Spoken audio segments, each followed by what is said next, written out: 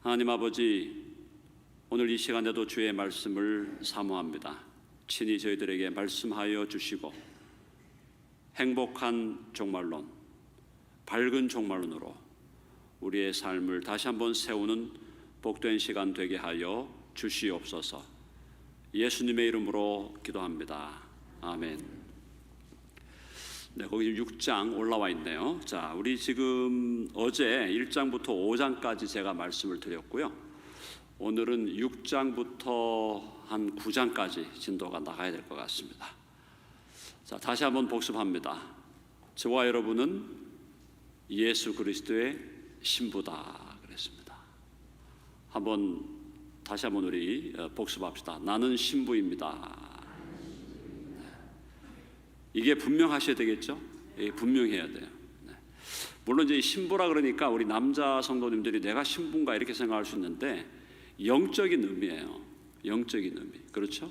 네. 생물학적인 의미를 얘기하는 게 아니고 영적으로 예수님이 신랑이시고 우리는 그분의, 우리 모든 교회의 성도들은 예수님의 신부다. 신랑과 신부라는 그림으로 그리스도와 교회를 그려주시는 그것은 정말 우리 주님 앞에서 우리가 얼마나 소중한 존재인가, 그리고 주님 앞에서 우리가 얼마나 영광스러운 존재인가, 그걸 보여주시는 거고, 또 주님과 우리의 관계가 얼마나 가까워야 되는가, 그죠? 주님과 우리의 관계가 영적인 신랑과 영적인 신부의 관계로 정말 친밀한 관계, 가까운 관계로 하나님께서 그렇게 연결되고 연합되기를 원하신다라는 걸 담고 있는 것입니다. 자, 그래서 우리가 1장 19절 한번 다시 볼까요? 계시록 1장 19절. 어제 제가 말씀을 드렸죠. 1장 19절 다 같이 한번 읽어보겠습니다. 시작. 그러므로 내가 본 것과 지금 있는 일과 장차 될 일을 기록하라. 요한계시록이 세 가지 부분으로 나눠진다 그랬습니다. 첫 번째가 네가 본 것.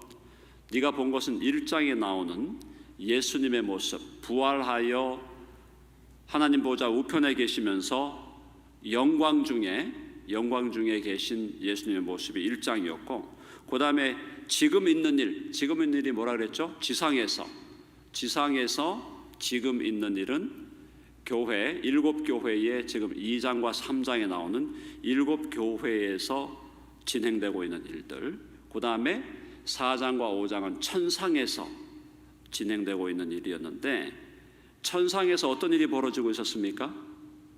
천상에서 예배가 진행되고 있어요. 예배가. 해봅시다. 천상에서 예배가 진행되고 있었다. 그러니까 여러분, 지금 이 땅에서 우리가 신앙생활 하면서도 날마다 또 매주마다 주님께 예배하는 것이 우리의 삶의 굉장히 중요한 부분이잖아요. 그런데 주님 우리를 부르셔서 천국으로, 우리가 이제 천국 그럴 때 영원한 새하늘과 새 땅이 오기 전에는 낙원이죠. 근데 낙원으로 올라가서 우리가 하는 일을 보니까 예배와 경배와 찬양이 계속해서 낙원에서도 예배가 드려지더라는 겁니다. 그러니까 이 지상에서 우리가 예배 드리는 것을 혹시 꺼려하고 또 예배 드리는 것이 부담스럽다면은 천국 가도 굉장히 부담스러우실 것 같아요. 그렇지 않으시겠어요? 이 땅에서 예배 드리는 게 너무너무 부담스러웠는데, 그러면 천국 가면 계속 예배 드리는데, 자, 이 말씀을 제가 드리는 이유는 뭐냐면, 이 땅에서도 우리의 삶은 예배를 중심으로 하나님을 예배하는, 이렇게 나와서 공적으로 교회에서 예배 드리는 것도 예배고, 우리의 매일매일의 삶 속에서 우리의 삶 전체가 예배가 되어야 될 줄로 믿습니다. 아멘 하시죠? 네. 함께 모여서 우리가 단체적으로 함께 예배하는 것도 예배고, 공적인 예배, 또 개인적으로 매일매일의 삶 속에서 주님을 늘 생각하면서, 여러분 우리 주님이 어디 계세요? 제가 이런 질문을 드리면 많은 분들이 주님은 저 위에 계신데요. 주님이 저 위에 계시기도 하지만 주님은 우리 마음속에 계신 거 여러분 알고 계시죠? 한번 해보자. 주님은 내 마음속에 계신다. 믿습니까? 그러니까 주님이 어디에 계십니까? 물으면 두 가지로 말씀하셔야 돼. 주님은 저 하늘에도 계시죠. 당연하죠. 모든 만물을 초월하신 분이시니까. 동시에 주님은 우리 마음에 계세요. 그러니까 주님이 우리 안에 계시기 때문에 날마다 우리는 주님과 동행하는 거예요. 우리가 의식을 하든 의식하지 않든 내 안에 계신 주님을 내가 하루 살아가면서 의식하든 의식하지 않든 주님과 우리는 함께 살고 있는 겁니다. 중요한 건 뭐예요? 날마다 주님을 의식할 때 그것이 진정한 의미의 동행이 되는 거죠. 아멘 하세요? 주님은 우리 안에 계세요.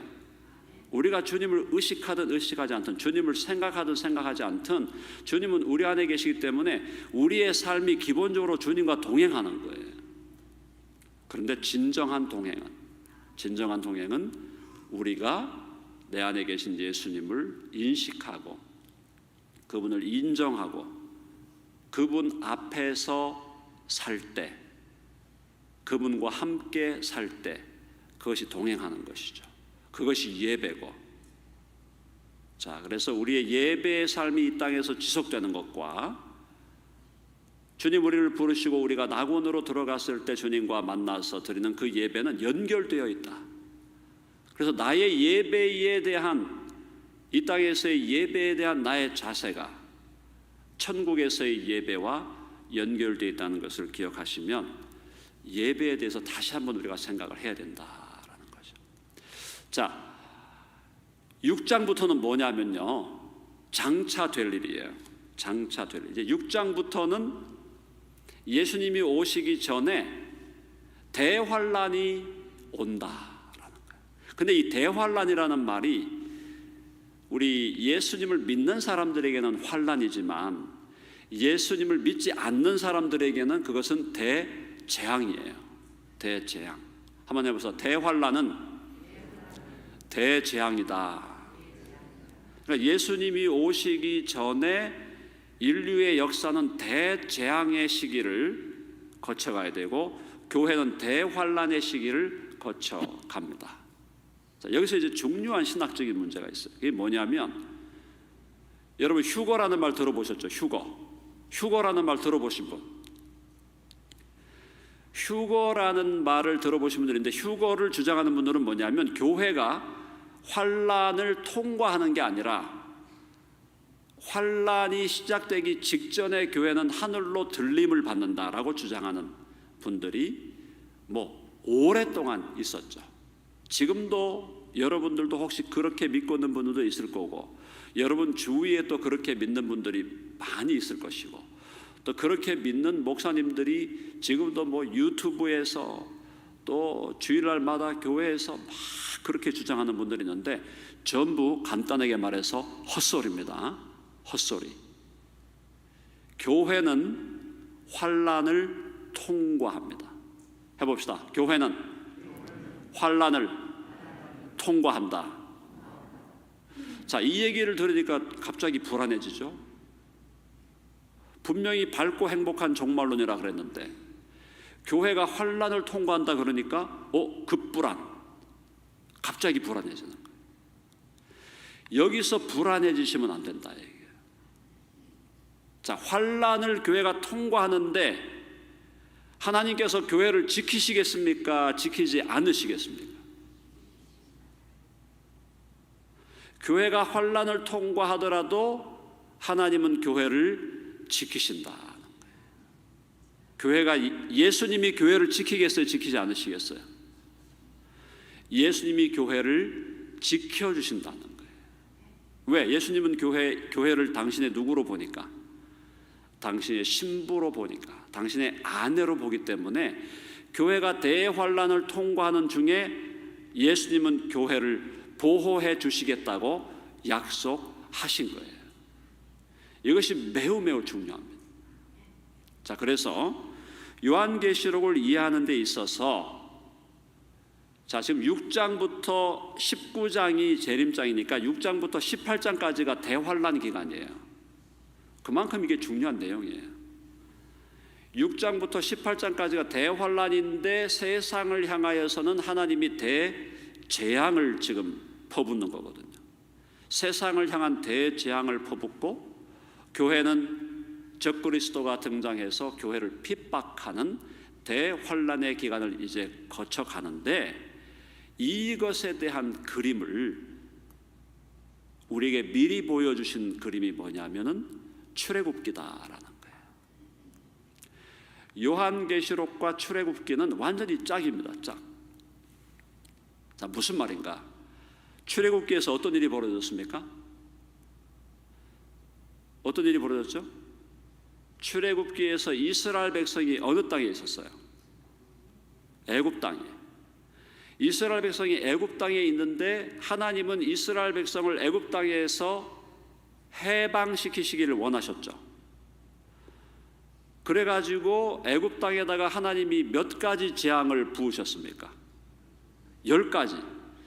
10가지 재앙을 퍼부었으니까 그 출애굽의 사건으로 볼 때, 애굽 사람의 관점에서 볼 때는 대재앙기예요. 10가지 재앙이 막 하늘에서 막 쏟아지니까 물이 피로 변하고, 그죠? 이가 막 날아다니고, 파리들이 날아다니고, 메뚜기들이 난리를 치고, 큰 우박이 막 쏟아지고, 10가지 그 대재앙이 애굽 땅에 쏟아질 때 애굽 사람들이 느낄 때는 그것은 대재앙기입니다. 그렇죠? 재앙기인데 사실은 이스라엘 백성이 지금 그 10가지 재앙이 애굽 땅에 쏟아지는 그 시기에 이스라엘 백성이 휴거되어 가지고 하늘로 올라갔습니까? 아니면 애굽 땅에 그대로 남아 있었습니까? 애굽 땅에 그대로 남아 있었죠? 애굽 땅에 남아 있으면서 계속해서 바로의 핍박을 받았죠. 바로의 핍박을 받는 거예요. 그러나 이스라엘 백성에 대한 하나님의 보호하심이 있었다라는 거예요. 그래서 하나님께서 이스라엘 백성을 보호하셔서 끝까지 10가지 재앙이 쏟아지는 그 시간 동안 이스라엘이 그 환란의 기간을 통과해서 끝내 마지막에 출애굽을 경험하게 된다. 그 그림이 요한계시록에 대한 그림이라는 겁니다. 요한계시록도 마찬가지예요. 출애굽의 시기 때 10가지 재앙이 애굽 땅에 쏟아진 것처럼 마지막 우리가 이 주님 오시기 직전에 교회가 환란을 통과해 갈 때 이 세상을 향한 재앙이 3가지 시리즈로 옵니다. 그게 뭐냐? 첫 번째가 7인, 두 번째가 7 나팔, 세 번째가 7 대접이에요. 이 시리즈로 이 세상에 하나님의 재앙이 쏟아지는데, 그 기간 동안에 교회는 적그리스도에 의해서 핍박을 받으면서, 박해를 받으면서 그 환란을 통과해서 나중에 주님 다시 오실 때 이 세상으로부터 해방되는 출 바벨론을 경험하게 된다라는 거예요. 한번 해봅시다. 요한계시록은 출 바벨론기다. 이 세상 마지막 제국, 이 세상의 마지막 제국의 이름을 요한계시록은 바벨론이다라고 말하고 있는 거예요. 이 세상 하나님을 대적하고 하나님을 반대하고 하나님을 불신하고 하나님을 거역하는 이 인간 세상의 모든 시스템이 하나로 통합되는, 그래서 하나의 거대한 제국이 형성되는데, 그 거대한 제국을 요한계시록은 바벨론이라고 부르고 있다는 거예요. 그래서 이 종말의 때에 이 바벨론을 향해서 하나님은 7인과 7 나팔과 7 대접의 재앙을 쏟아 붓는 거예요. 출애굽기에 애굽과 바로를 향하여 하나님께서 10가지 재앙을 쏟아 부었듯이, 그 재앙의 기간에 이스라엘 백성은 애굽 땅을 떠난 게 아니라 애굽 땅에 남아서 그 기간을 통과하고 출애굽을 경험하고, 그렇게 해서 승리를 경험한 것처럼 교회도 마지막 때의 대환란을 통과하면서 하나님께서 이 세상을 심판하시는 모습을 보며 직접 경험하면서 마지막 출 바벨론을 경험하게 된다는 것이 요한 계시록의 말씀이다. 더 중요한 게 있습니다. 이스라엘 백성이 애굽 땅에 있을 때 10가지 재앙이 쏟아지는데 10가지 재앙 중에서 앞에 3가지 재앙만 이스라엘 백성에게 적용이 됩니다. 그 다음에 4번째부터 10가지 재앙, 4번째부터 10번째까지 재앙은 이스라엘 백성을 피해가요. 굉장히 재밌어요. 그래서 출애굽기를 여러분 자세히 읽어보시면 10가지 재앙을 애굽 땅에 그대로 쏟아 붓는데 그 중에 3가지만 이스라엘 백성이 경험합니다. 그러나 4번째부터는 이스라엘 백성에게 그 재앙이 쏟아지지를 않고 애굽 사람에게만 쏟아지게 된다는 거예요. 요한계시록을 봐도 마찬가지예요. 요한계시록을 봐도 앞에 몇 가지 재앙은 교회도 경험을 하게 돼. 간접적으로, 직접적인 경험은 아니죠. 간접적으로 경험을 하지만 그 다음에 지금 첫 번째 일곱 인의 몇 부분을 교회가 간접적으로 경험하지만 7 나팔과 7 대접 재앙은 교회가 직접 경험하지 않고 세상에게만, 바벨론에게만 그 재앙이 쏟아진다라는 것입니다. 자, 그래서 결론은 뭐냐? 환난 중에 하나님은 교회를 보호하신다는 거예요. 한번 해봅시다. 환난 중에 하나님은 교회를 보호하신다. 여러분 믿으시기 바랍니다. 그래서 대환란이 오고 대재앙이 온다고 해서 우리가 두려워할 것이 없다는 거예요. 우리가 두려워할 것이 없어요. 하나님은 교회를 끝까지 지키시고 붙드시고 환란을 통과해서 승리하게 하시겠다고 우리 주님이 약속해 주셨다라는 겁니다. 자, 그럼 이제 6장부터가 뭐냐? 6장은 7인 중에 6째 인까지 나와요. 자, 첫째 인, 6장의 첫째 인은 1절로 2절에 보니까 흰말입니다. 흰말. 1절 2절 한번 읽어볼까요? 다 같이 6장 1절 2절 읽어보겠습니다. 시작. 내가 봄에 어린 양이 7인 중에 하나를 떼시는데 그때 내가 들으니 내 생물 중에 하나가 우레소리같이 하여 말하되 오라 하기로 이에 내가 보니 흰말이 있는데 그 탄자가 활을 가졌고 면류관을 받고 나가서 이기고 또 이기려고 하더라. 이 흰말이 누구냐에 대해서 이 성경을 해석하는 주석가들이나 신학자들이 여러 가지 다양한 의견들이 있는데 이 첫째 인을 떼니까 흰말이 나왔고 이 흰말에 대해서는 적그리스도다라는 사람들이 있고 어떤 사람은 마지막 복음운동이다라고 하는 분들이 있는데 뭐 둘 다 일리가 있습니다. 그러면 저의 견해가 뭐냐? 저도 잘 모르겠어요. 그래서 6장에 지금 나오는 이 첫 번째 흰말은 적그리스도로 봐도 큰 문제가 없을 것 같고 아니면 마지막 복음운동으로 복음의 마지막 선교가 마무리되어 가는 걸로 봐도 큰 문제는 없을 것 같고 그래서 1, 2절에 나오는 첫째 인은 그렇게 해석하고 넘어갑니다. 두 번째 인은 뭐냐? 3, 4절에 나오는 붉은 말이에요. 붉은 말. 붉은 말은 전쟁이죠. 전쟁. 붉은 말은 전쟁인데 우리 3, 4절 읽어보겠습니다. 다 같이 시작. 둘째 인을 떼실 때에 내가 들으니 둘째 생물이 말하되 오라 하니 이에 다른 붉은 발이 나오더라. 그 탄자가 허락을 받아 땅에서 화평을 제하여 버리며 서로 죽이게 하고 또 큰 칼을 받았더라. 이 전쟁이죠. 화평을 제하면서 전쟁을 일으켜서 사람들을 죽이는데 전쟁은 뭐 인류 역사 동안 지속되어 왔죠. 예수님 부활 승천하신 이후에도 전쟁은 인류 역사에 끊임없이 벌어졌는데 사실은 20세기의 제1차 세계대전, 제2차 세계대전 그리고 지금 뭐 우크라이나가 지금 러시아가 쳐들어가 가지고 난리를 지금 하는데 또 지금 우크라이나가 또 지금 반격을 하고 있고 또 러시아는 핵무기를 사용하겠다. 이 전쟁이 어느 정도까지 갈지 모르겠지만 어쨌든 전쟁이 계속되고 있어요. 자, 그래서 대환란이 시작될 때도 전쟁이 계속해서 진행된다는 걸 지금 2절, 3절과 4절에서 보여주고 있습니다. 다음 5, 6절 세 번째는 검은 말이에요. 기근으로 많은 사람들이 죽어갑니다.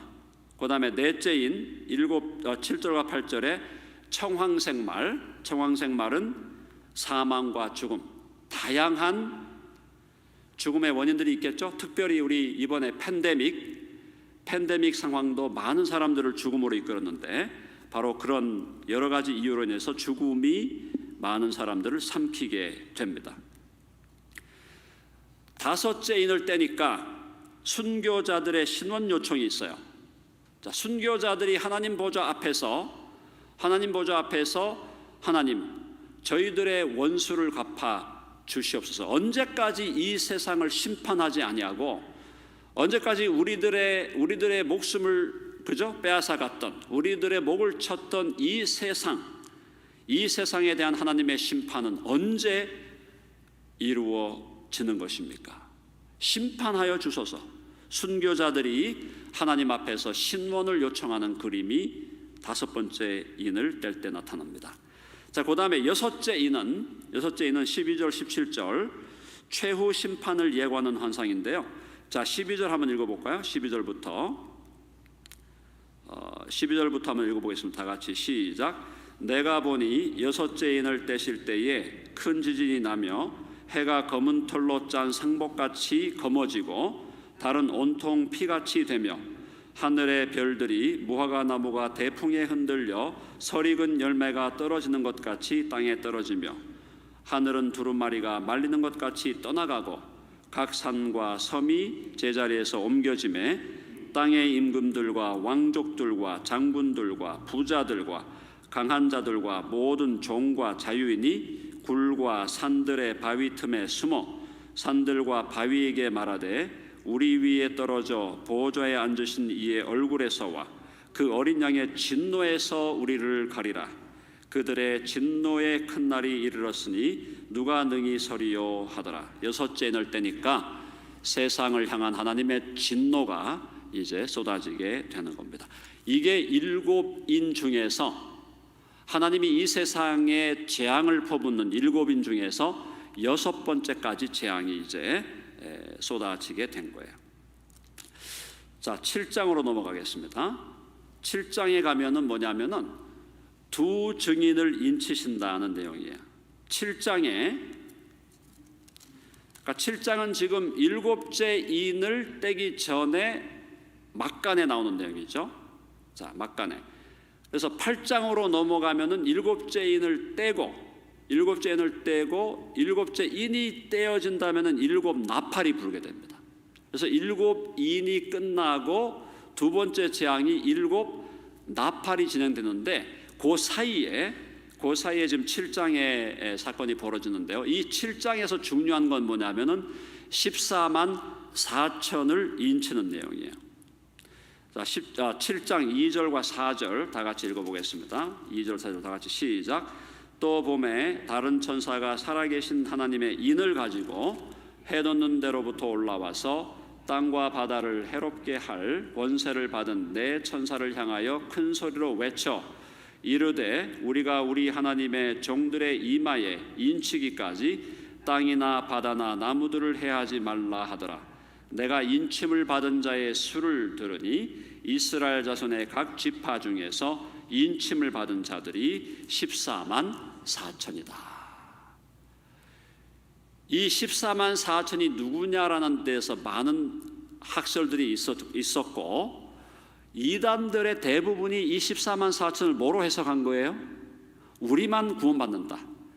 우리가 14만 4천이고 우리만 구원받는다라고 하는 그런 주장을 내세웠는데, 자, 결론은 이 14만 4천은 이단자들이 주장하는 자기들만 구원받는다 그런 의미가 아니고 이 14만 4천은 뭐냐면 마지막 날 이 주님의 이 대환란의 때 또 대재앙의 때에 마지막 시대의 선지자 마지막 시대의 사명자들을 얘기하는 거예요.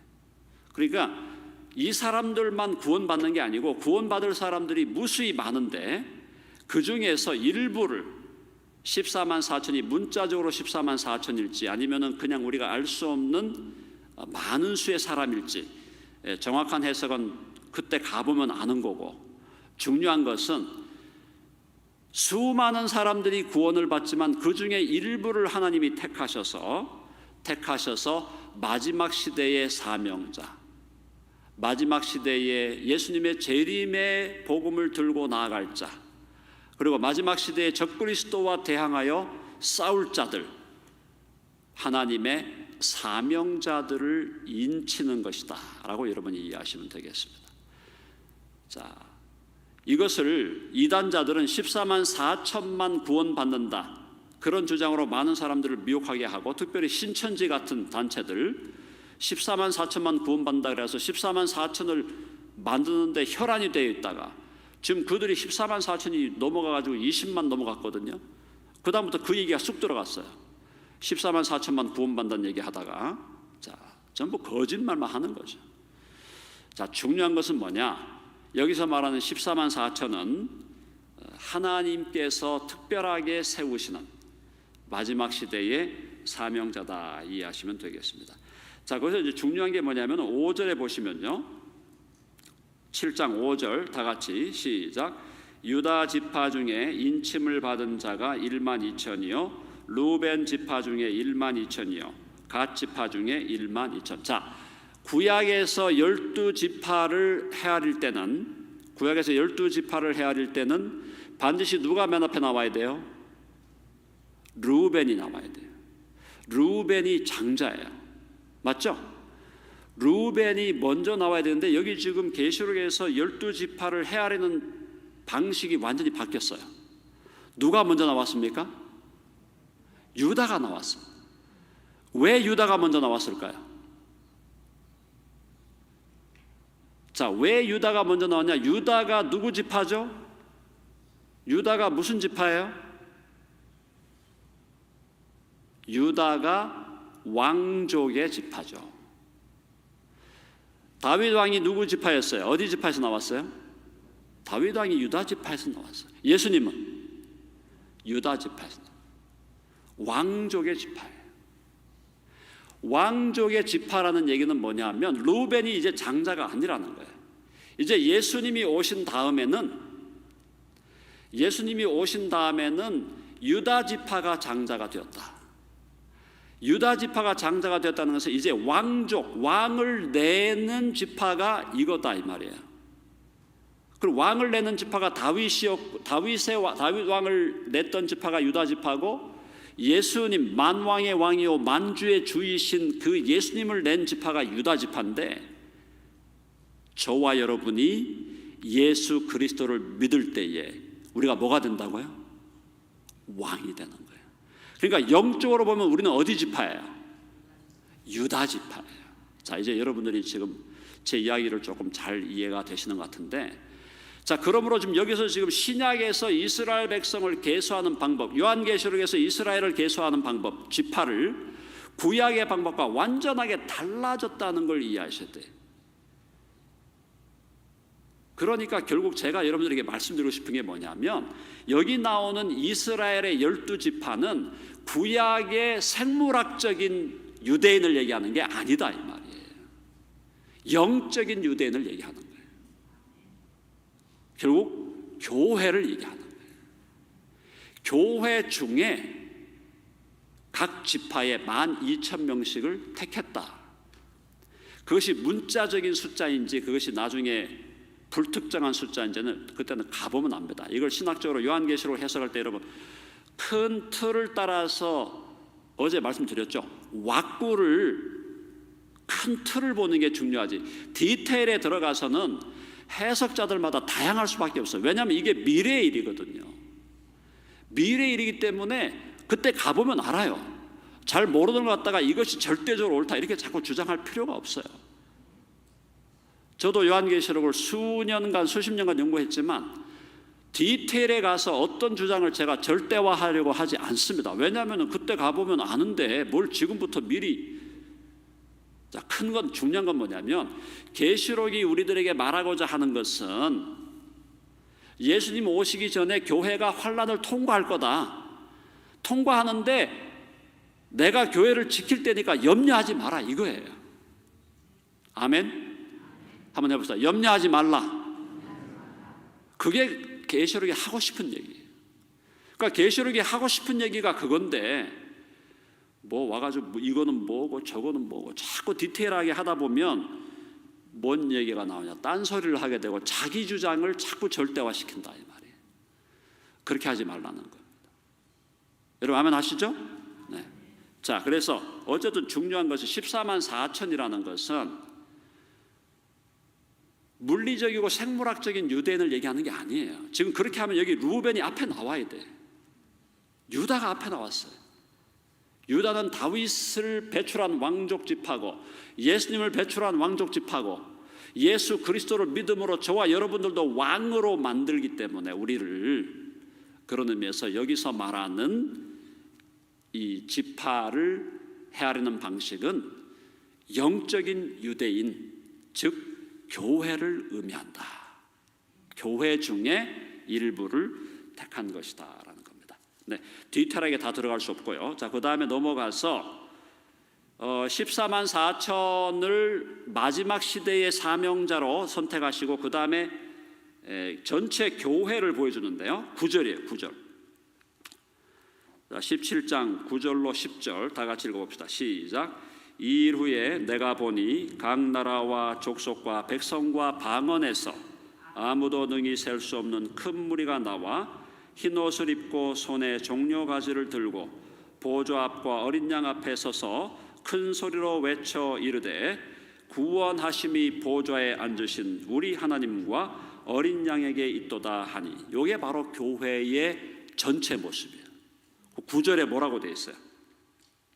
각 나라와 족속과 백성과 방언에서 아무도 능히 셀 수 없는 큰 무리, 이게 교회입니다. 전체 교회.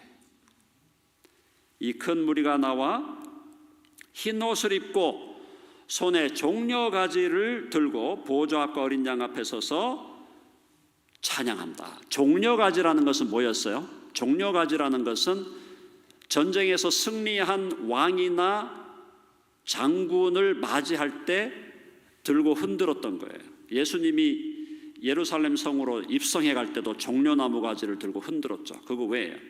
예수님이 메시아로, 그죠? 이스라엘을 다시 독립시킬 것이다, 이걸 기대하고 막 흔들어댄 건데, 마찬가지 여기 지금 종려 가지를 들고 주님 앞에서 찬양했다는 것은 승리하시는 만왕의 왕, 만주의 주이신 예수 그리스도를 향한 찬양을 하는데, 이 찬양을 하는 주체가 뭐다? 교회다라는 거예요. 교회. 뭐 온 민족과 열방과 백성과 방언에서 예수 그리스도를 믿음으로 나온 수억 명의 혹은 수십억 명의 믿음의 사람들이 하나님 앞에 서서 찬양할 것을 보여주고 있다. 자, 11절 12절만 읽고 7장은 넘어가겠습니다. 11, 12 다 같이 시작.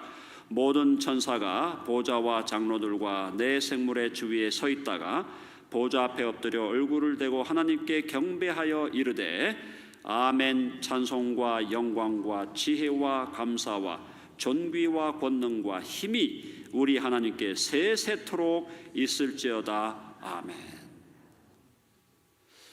여러분 여기서 좀 연결되는 거 보시겠어요? 4장에서 천국에 가보니까, 낙원에 가보니까 하나님이 보좌의 중심에 계시고 하나님을 예배하는 일이 4장에서 계속되고 있고, 5장에 가보니까 5장도 어린 양 예수 그리스도를 중심으로 한 예배가 계속되고 있고, 오늘 이 7장을 보니까 7장에도 지금 하나님께서 14만 4천 명을 선택하시고 그 다음에 헤아릴 수 없는 큰 무리가 나와서 하나님께 뭐 하는 거예요? 예배와 찬양하고. 여기 지금 아까 11절 12절은 뭐예요?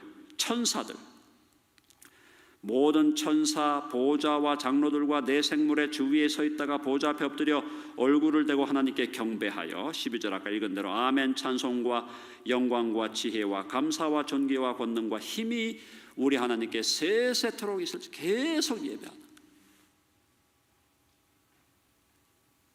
자, 무슨 말입니까? 하나님께서 우리를 부르신 목적 중에 하나가 뭐 하는 거다? 하나님을 예배하는 것이다. 자, 해봅시다. 우리는 예배자입니다. 아멘 하세요. 우리가 예수님의 신부라는 거 말씀드렸죠? 계속 나와요, 계시록에. 우리가 예수님께서 우리를 부르실 때 아까 왕 같은 제사장, 특별히 지금 이 계시록은 제사장적인 측면도 있고 왕적인 측면도 있는데, 바로 왕적인 측면은 뭐예요? 다스림이에요. 제사장적인 측면은 뭐예요? 예배예요. 아멘 하십니까? 자, 계시록은 우리에게 우리가 누구인가를 보여주는, 하나님이 누구이신가를 보여주는, 하나님은 온 우주와 만물을 다스리시고 창조하시고 다스리시고 섭리하시고 끝내 악한 세력을 심판하시는 분이라는 걸 계속 보여주고 있고, 그 하나님 앞에서 우리는 누구다? 너희는 예수 그리스도의 신부고 너희는 예수 그리스도와 함께 왕이 된 자로서 이 땅에서 다스릴 자, 영원한 새하늘과 새 땅에서 왕노릇 할 자들이다. 그리고 너희는 왕 같은 제사장으로 너희는 영원토록 하나님을 예배하는 예배자다. 그걸 계시록에서 지금 1장부터 7장까지 그걸 계속해서 보여주고 있는 것이다. 사랑하는 여러분, 이 땅에서도 예배자로 사시기 바랍니다. 왜? 영원한 하나님의 나라에 가서도 우리는 영원히 예배자로 살 것이기 때문이에요. 영원히 왕 같은 제사장으로 살 것이기 때문에 왕으로서 다스리는 자가 될 것이고 제사장으로서 예배하는 자가 될 것이다. 하나님이 우리를 그렇게 부르셨다. 그리고 하나님은 우리를 어떻게 했어요? 당신의 아들 예수 그리스도의 신부로, 그죠? 예수 그리스도의 신부로 우리들을 부르셨다라고 되어 있습니다. 자, 7장의 그 마지막 부분에 보면은 마지막 부분에 큰 환난에서 나오는 자들이다라고 되어 있죠. 13절 14절 한번 볼까요? 7장 13절 14절 다 같이 시작. 장로 중 하나가 응답하여 나에게 이르되 이 흰옷 입은 자들이 누구며 또 어디서 왔느냐? 내가 말하기를 내 주여 당신이 아시나이다 하니 그가 나에게 이르되 이는 큰 환난에서 나오는 자들인데 어린 양의 피에 그 옷을 씻어 희게 하였느니라. 자, 큰 환난에서 나온다 할 때 이게 뭐냐면 환난이 시작되기도 전에 휴거됐다 이 말이 아니에요. 자꾸 그렇게 오해하는 분들이 그게 아니에요. 환난을 통과해서 나왔다. 환난을 통과해서 환난을 이기고 나온 자들, 그게 교회다라는 거예요. 다 같이 해봅시다. 교회는 환난을 통과하고 끝내 승리할 것이다. 아멘 하시죠? 자, 그래서 밝고 행복한 종말론과 교회가 환난을 통과한다는 것과는 절대 모순되는 게 아니에요. 밝고 행복한 종말론, 신부로서 신랑이 오실 날을 기다리는 밝고 행복한 마음, 그 신부가 환난을 통과해 가지만 환난 속에서 하나님은 교회를 철저하게 보호하시고 끝내 승리하게 하실 것이다. 일곱인 일곱 나팔 일곱 대접의 재앙을 통해서 하나님은 이 세상을 심판하시고 바벨론에 대한 심판을 완결하시고 이 땅에 영원한 새하늘과 새 땅을 오게 하실 것이다. 이것이 요한계시록이 우리에게 말하는 메시지다 이 말이에요. 자, 그러면 여러분 요한계시록의 내용을 읽을 때 이제 두려워해야 되겠습니까? 아니면 요한계시록을 읽을 때 위로와 감사와 기쁨이 있어야 하겠습니까? 답은 뒤에 거죠, 당연히. 그렇죠? 옛날에 여러분들이 요한계시록 읽을 때 요한계시록 내용이 뭔가 모르게 겁나고 두렵고, 야, 이게 뭐야? 너무너무 막 힘들고 읽으려고 해도 좀 겁이 나고 하니까 계시록을 좀 접하기가 이 계시록에 접근해 간다는 게 굉장히 좀 힘든 책이었잖아요. 근데 오늘 여러분들이 이제 계시록을 이번 기간 통해서 배우다 보면, 요한계시록이 그렇게 어렵거나 그렇게 막 두렵거나 무서운 책이 아니구나. 요한계시록은 내가 신부라는 것을 말씀하는 책이고, 요한계시록은 내가 왕이라는 것을 보여주는 책이고, 요한계시록은 내가 예배해야 되는 제사장이라는 걸 보여주는 책이구나. 와, 요한계시록을 읽어보니까 하나님의 심판이 바벨론에 떨어지고, 교회는 환난을 당하지만 하나님께서 교회를 보호하시고, 끝내 교회는 승리할 것이고, 신부인 교회는 신랑 되신 예수 그리스도를 맞이하여 혼인 잔치를 벌이게 된다는 이야기구나. 그러므로 요한계시록은 우리에게 소망과 기쁨과 승리와 감격과 행복을 가져다주는 말씀이구나. 그렇게 여러분들이 요한계시록을 보기 시작할 때, 그때 여러분들은 예수님의 재림을 기다리는 자로서 준비가 되어지기 시작하는 것이다, 이 말이에요.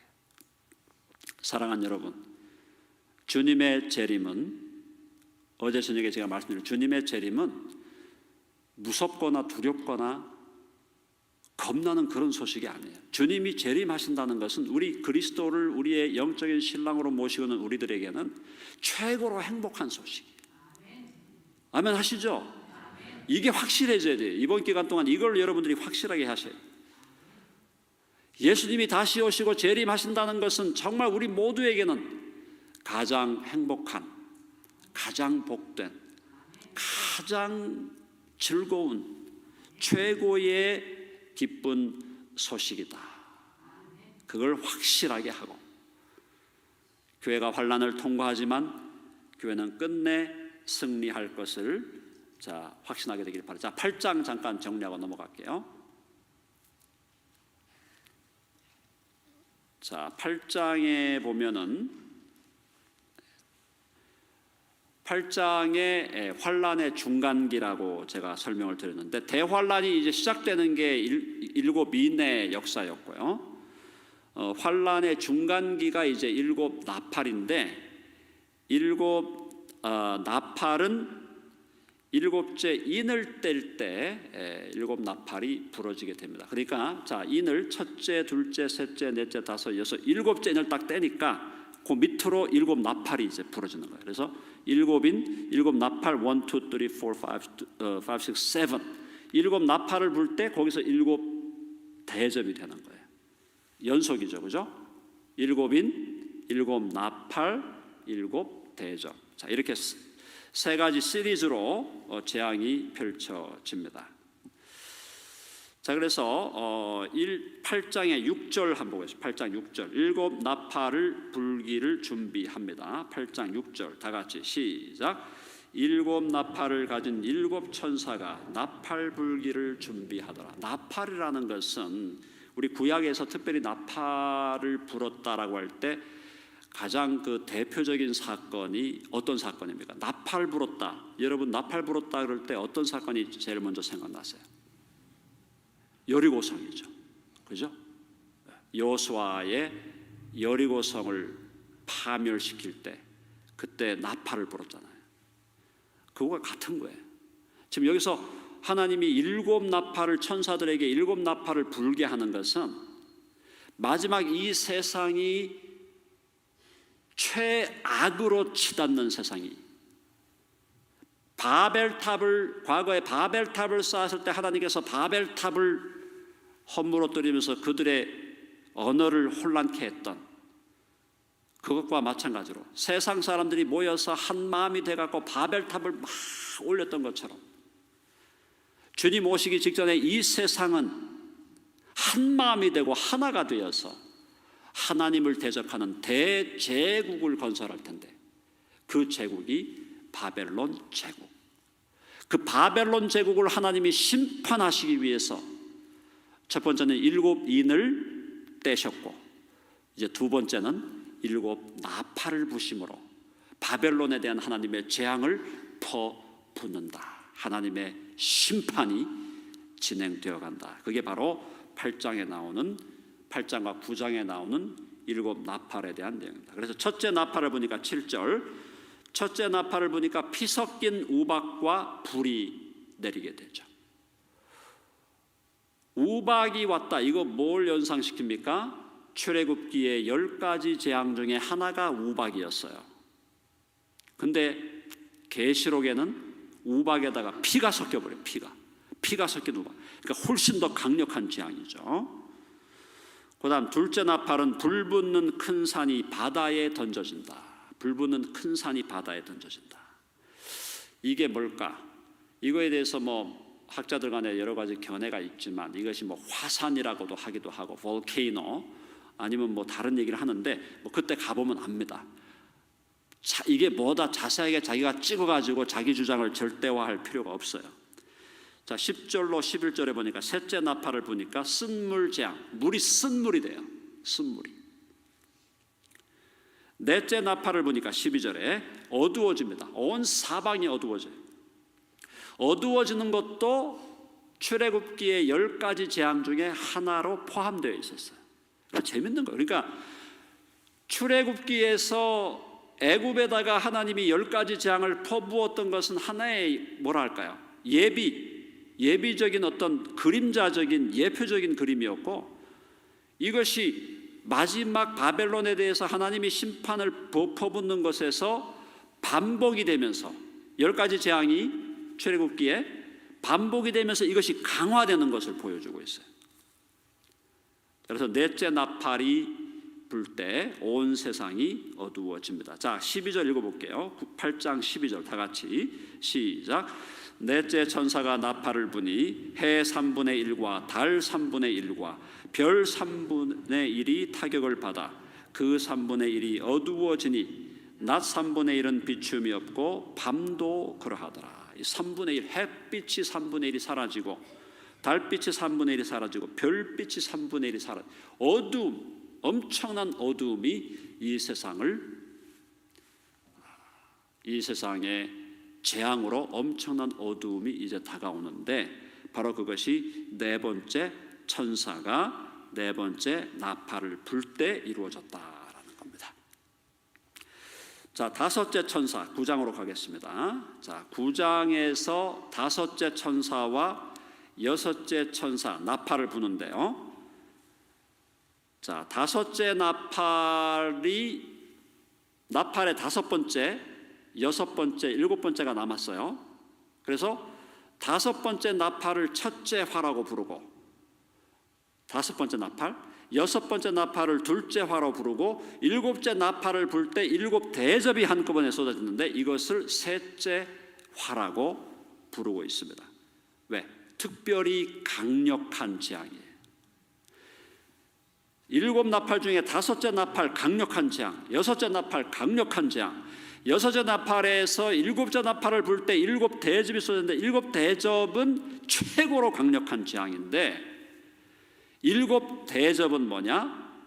일곱 대접은 출애굽기의 10번째 재앙에 해당하는, 그죠? 그래서 최고로 강력한 재앙이 일곱 대접 재앙이 남겨져 있다. 그래서 다섯째 천사가 나팔을 불 때 어떤 일이 벌어졌습니까? 황충이 나옵니다.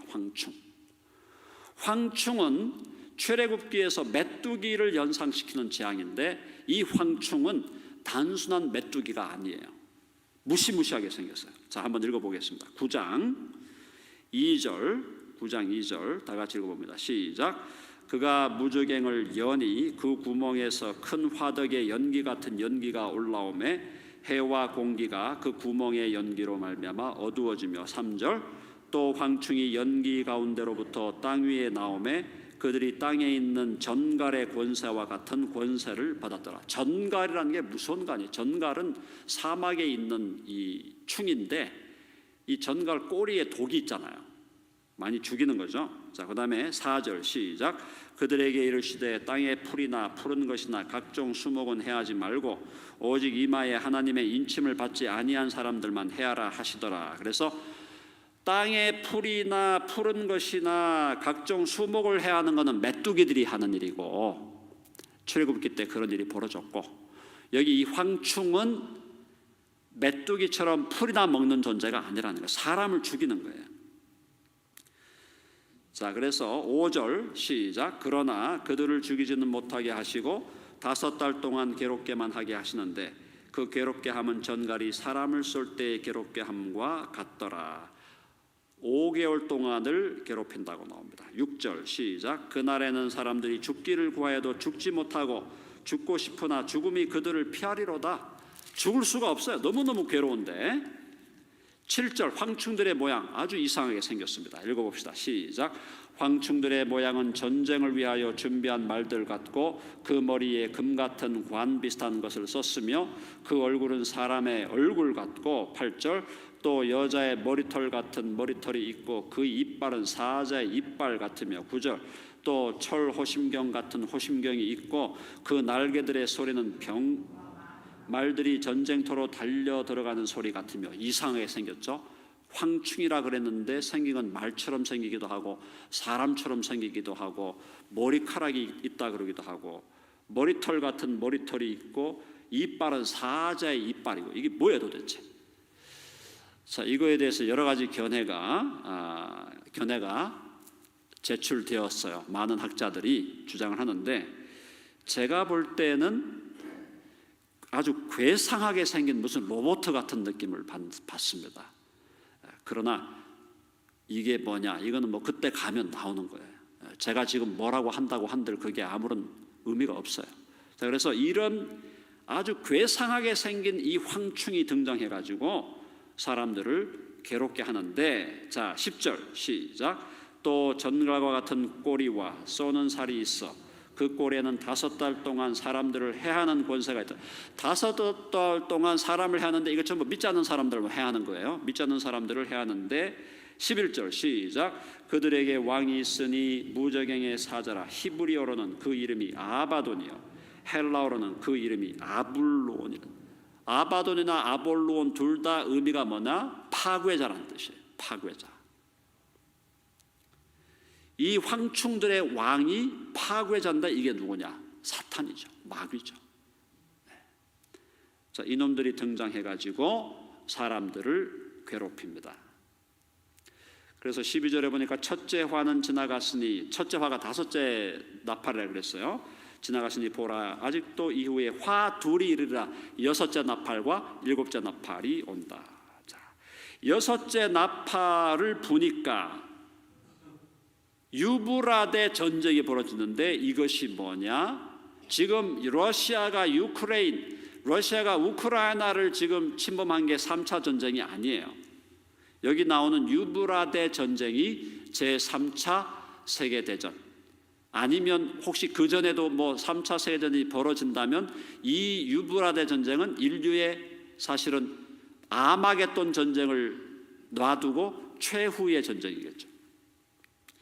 자, 유브라데 전쟁이 펼쳐집니다. 13절 읽어봅시다. 자, 13절 시작. 6째 천사가 나팔을 내가 들으니 하나님 앞 금제단 네 뿔에서 한 음성이 나서 나팔 가진 6째 천사에게 말하기를 큰 강 유브라데에 결박한 네 천사를 놓아주라 하매. 15절 네 천사가 놓였으니 그들은 그 년 월 일 시에 이르러 사람 3분의 1을 죽이기로 준비된 자들. 3분의 1이 죽게 되는 대전쟁이 펼쳐집니다. 그게 유브라데 전쟁이에요. 근데 16절 시작. 마병대의 수는 2만만이니 내가 그들의 수를 들어놓아. 2만만이면은 2억이에요. 2억 명의 군사들이 전쟁을 벌여서 사람 3분의 1을 죽이는 대전쟁이 벌어집니다. 그게 바로 예수님 오시기 직전에 일어난다는 겁니다. 자, 17절 다 같이 시작. 이 같은 환상 가운데 그 말들과 그 위에 탄 자들을 보니 불빛과 자줏빛과 유황빛 호심경이 있고 또 말들의 머리는 사자머리 같고 그 입에서는 불과 연기와 유황이 나오더라. 이게 뭐 황이 나오고 유황빛이 있고 호심경, 이거 굉장히 괴이하게 생겼는데 이것에 대해서 어떤 학자들은 이게 뭐 탱크다 이런 얘기를 하는 사람들도 있고, 아니면 미래에 발명될 아주 독특한 무기일 것이다. 네, 누구도 절대적으로 알 수 없어요. 가보면 압니다. 그때 가보면 알아요. 자, 18절 시작. 이 세 재앙 곧 자기들의 입에서 나오는 불과 연기와 유황으로 말미암아 사람 3분의 1이 죽임을 당하니라. 19절 이 말들의 힘은 입과 꼬리에 있으니 꼬리는 뱀 같고 또 꼬리에 머리가 있어 이것으로 해하더라. 자, 20절과 21절이 중요합니다. 자, 이렇게 대재앙이 이렇게까지 펼쳐지면 세상 사람들이 어떻게 해야 될까? 정상인이라면 회개해야 될 거 아니에요. 아, 이거 보니까 세상이 지금 장난이 아니네. 근데 가만히 들어보니까 교회 다니는 크리스천들 얘기를 들어보니까 이게 다 하나님의 심판이라고 하는데 그러면 회개해야 될 것 같은데? 자, 20절 21절 읽어보세요. 20절 시작. 이 재앙에 죽지 않고 남은 사람들은 손으로 행한 일을 회개하지 아니하고 오히려 여러 귀신과 또는 보거나 듣거나 다니거나 하지 못하는 금, 은, 동과 목석의 우상에게 절하고 21절 또 그 살인과 복술과 음행과 도둑질을 회개하지 아니하더라. 세상이 어디까지 갔습니까? 끝까지 갔으니까. 안타깝죠? 회개하지 않아요. 지금 6번째 나팔이 불린 상태잖아요. 그렇죠? 6째 나팔이 불려가지고 2억의 군대가 전쟁을 벌이고 3분의 1의 인구가 다 죽어가는데도 그것이 하나님의 재앙이라고 선포하는데도 세상 사람들은 회개하지 않는다. 하나님의 심판과 멸망은 그들에게 속히 임하게 될 것이다. 그러나 교회는 대재앙에 떨어지고 대환란을 통과해 가지만 교회는 예수 그리스도의 신부로서 하나님이 당신의 아들과 딸로 삼은 왕들로서 하나님이 당신을 예배하도록 만든 제사장들로서 하나님은 교회를 철저하게 보호하시고 환난 중에서도 끝까지 믿음을 지키도록 인도해 주시고 끝내 우리를 영원한 승리자로 만들어 주실 것이다. 여러분 믿으십니까? 그게 계시록의 메시지예요. 그럼 계시록의 메시지가 좋은 겁니까? 두려운 겁니까? 무서운 겁니까? 계시록의 메시지는 행복한 거예요. 자, 그래서 이번 우리 이제 오늘 두 번째 집회를 이제 마무리하는데요. 여러분이 기억해야 될 것은 앞으로 이제 오늘 저녁 주일날 이제 1부, 2부 남은 기간 동안 이제 남은 계시록 내용을 제가 대략적으로 여러분들에게 설명을 드리는데 결국은 우리가 기억해야 될 결론은 뭐냐? 결론은 하나님이 승리하신다. 교회는 승리한다. 해보세요. 교회는 승리한다.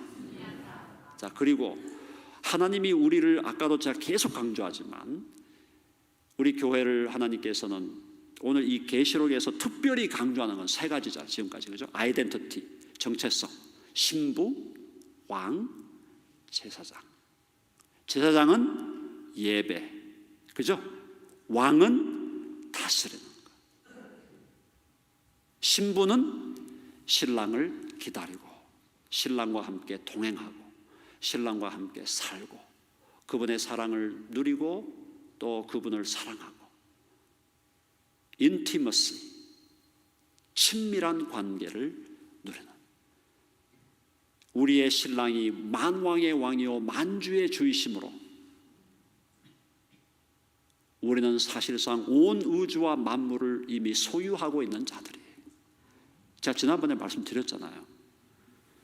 우리 뱅크 어카운트가 마이너스가 된다 해도 평생 70, 80을 살아도 90을 살아도 빚진 거 갚느라고 정신이 없을지라도 저와 여러분의 신분은 뭐냐? 만왕의 왕이요 만주의 주이신 예수 그리스도의 신부로서 온 만유를 이미 소유하고 있는 자예요. 이게 그리스도인들의 거룩한 자신감. 세상 사람들은 미쳤다 그러겠죠. 우리는 미친 게 아니에요. 그런 거룩한 자신감과 확신이 있었기 때문에 사도 바울이 목숨을 내대고 복음을 증거했고 12명의 사도들 가룟 유다를 빼고 모든 사도들이 다 순교다. 가룟 유다를 대신해서 세웠던 마띠아도 순교. 바울팀 다 순교했죠. 바울이 순교했죠. 바나바가 순교했죠. 바울을 따라다녔던 누가가 순교했죠. 바울의 제자였던 디모데가 순교했죠. 바울의 제자였던 디도가 순교했어요. 실라가 순교했어. 다 순교했어요. 왜 그들의 생명을 내대고 복음을 증거하는데 자신들의 목숨을 버리는 것을 아까워하지 않았나? 바로 그들이 갖고 있던 그 확신이 바로 오늘 저와 여러분들이 가져야 할 확신이다라는 거예요. 예수님이 나의 신랑이시고 하나님은 나를 당신의 아들과 딸로 삼아서 왕으로 삼아주셨고 하나님은 나를 당신의 제사장으로 삼으셔서 영원히 하나님을 예배하는 자, 그리고 오늘 이 땅에서도 일상 속에서 매일의 삶 속에서 예배자로 살아가도록 우리를 부르신 것이다. 그걸 우리가 분명하게 확인한다면 이 땅의 삶이 고난이 있고 환난이 있고 아픔이 있고 죽음이 있고 눈물이 있고 한이 있고 말할 수 없는 영혼의 어두운 밤이 있지만 그래도 우리 그리스도인들은 항상 기뻐하고 쉬지 말고 기도하고 범사에 감사하는 삶을 살아갈 수 있다는 거예요.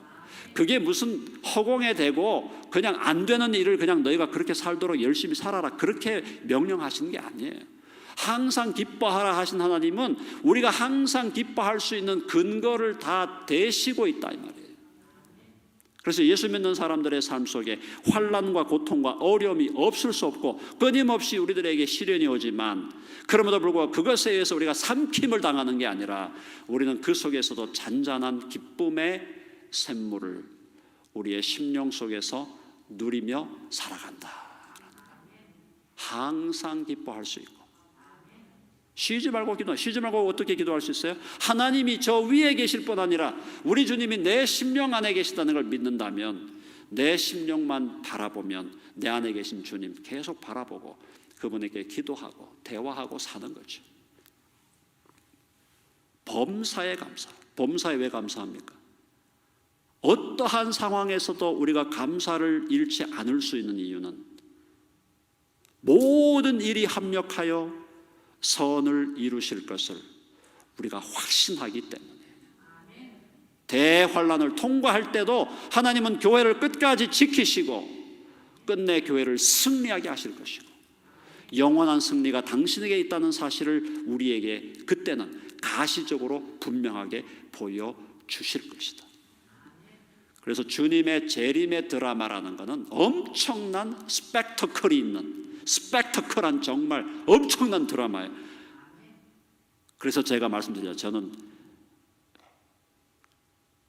죽는 것도 좋지만 살아서 주님 재림을 보고 싶다.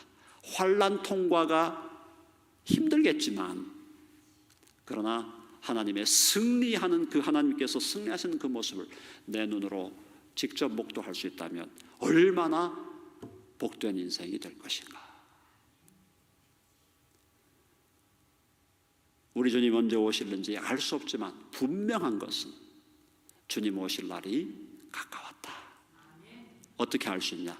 세계 선교가 완성되고 있는 그 속도를 보면 주님 오실 날이 정말로 가까웠다는 걸 알 수 있다는 것입니다.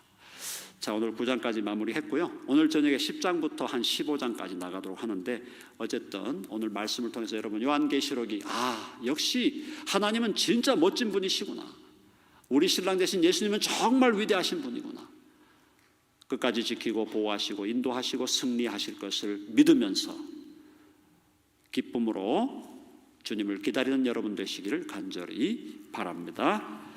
기도하겠습니다. 하나님 아버지, 오늘도 주의 말씀을 통하여 우리가 어떠한 존재인지를 다시금 확인시켜 주시니 감사합니다. 우리를 예수님의 신부로 삼아 주셨고 하나님의 아들과 딸로 왕들로 삼아 주셨고 우리를 당신의 거룩한 제사장들로 영원한 예배자로 삼아 주셨습니다. 그런 주님의 은혜와 사랑을 기억하면서 날마다 주님께 감사하고 기쁨으로 기도하며 살아가는 우리가 되게 하여 주시고, 이 땅에서 우리들에게 다가오는 시련과 환난을 능히 이기게 하시며 우리를 악의 구렁텅이로 빠져들게 하는 온갖 유혹들을 말씀과 성령의 능력으로 이기며 승리하는 우리 모두의 삶이 되게 하여 주시옵소서. 다시 오실 주님을 간절히 기다리며 주님 오실 날을 대망하면서 이 땅에서 우리들에게 주신, 각자에게 주신 사명을 신실하게 감당하는 우리 모두가 되게 하여 주시옵소서. 예수님의 거룩하신 이름으로 기도합니다. 아멘.